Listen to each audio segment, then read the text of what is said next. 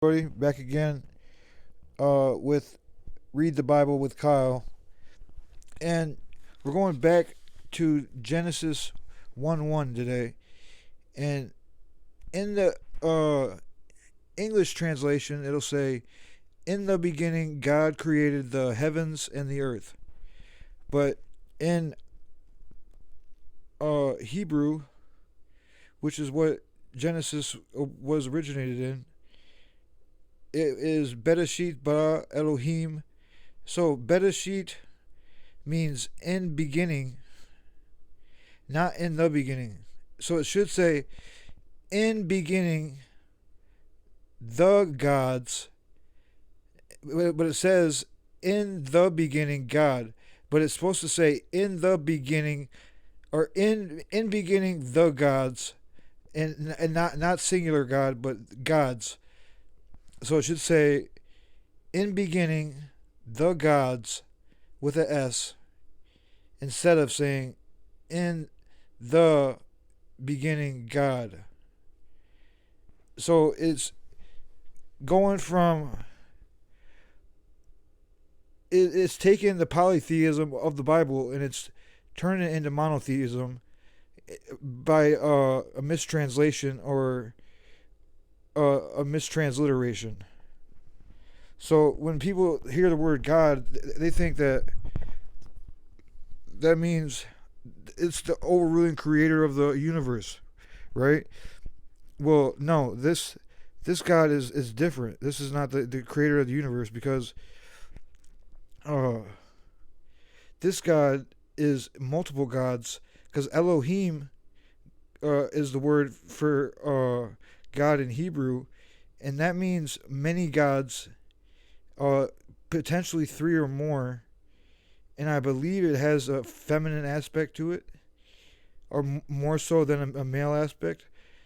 So the translations that we read today in English are completely wrong. It's switched to in the beginning, and it's saying that there was a beginning, but that's not true. It's the Hebrew translation says in beginning. So there's a difference there, and I've talked about that before as well.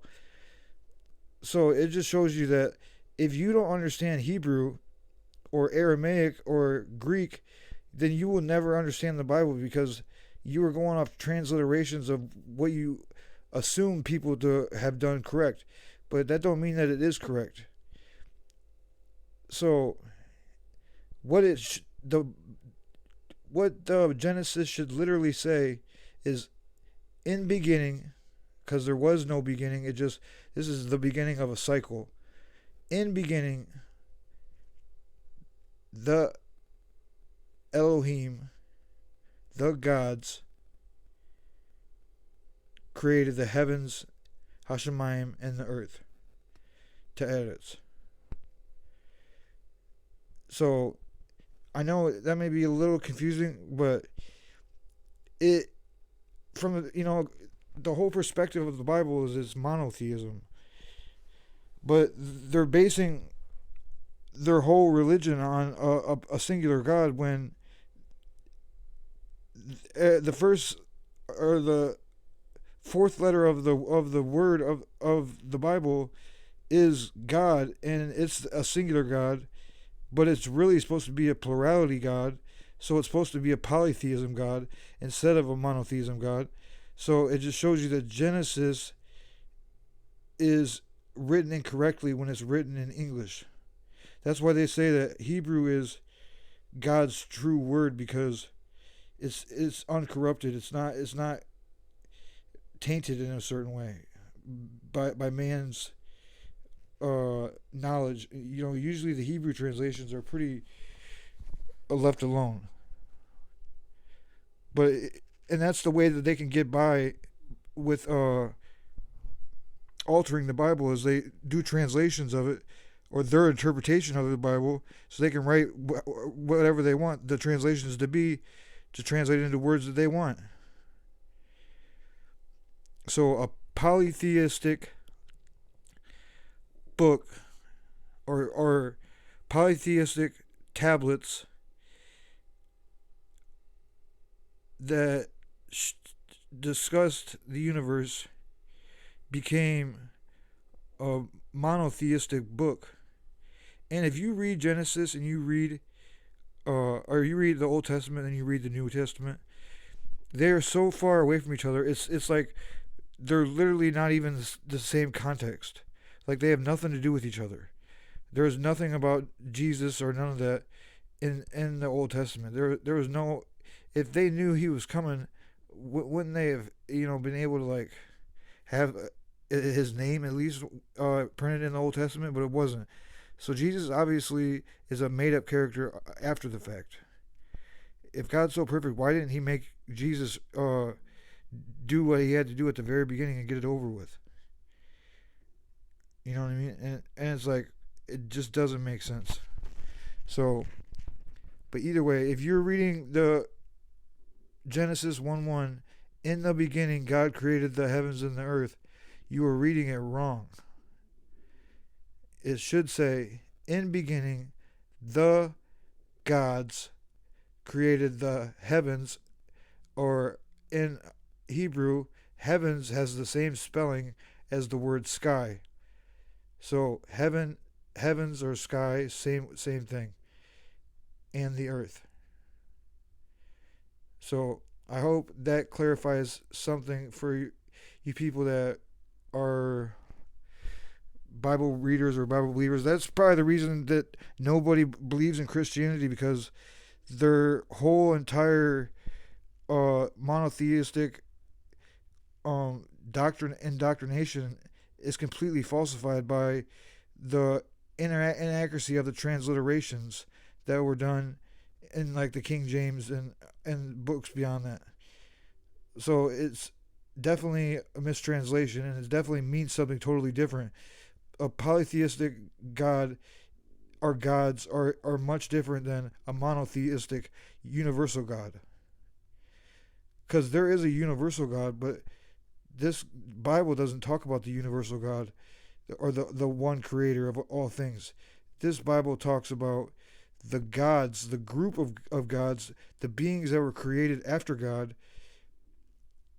That's who created everything that we know of in Genesis.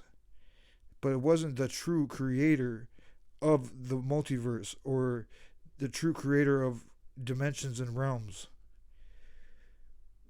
They say, then God said, Genesis 1:26 says, then God said, let us make man in our image, in our likeness, and let them rule over the fish of the sea and the birds of the air and over the livestock and over the earth and over all the creatures that move along the ground. So God created man in his own image, and in the image of God he created him, male and female, he created them. So this is labeling God as a singular male, and is not, because the word that they're getting their translation from, the word Elohim, is saying that it's a plurality and it involves female.